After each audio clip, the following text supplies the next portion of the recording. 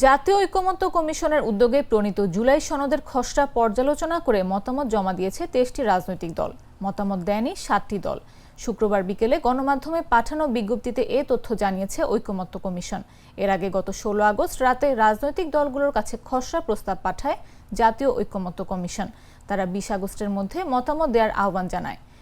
তবে রাজনৈতিক দলের অনুরোধ সময় বাড়িয়ে ২২ আগস্ট বিকেল ৩টা পর্যন্ত করা হয়।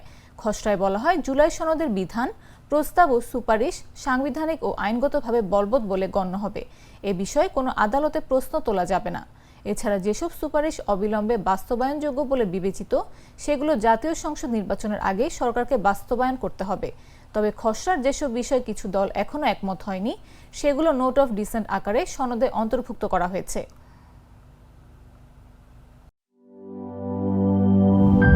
প্রাণ কফি ক্যান্ডি, কররা কফি, কঠিন স্বাদে, হাইকে বলো বাই।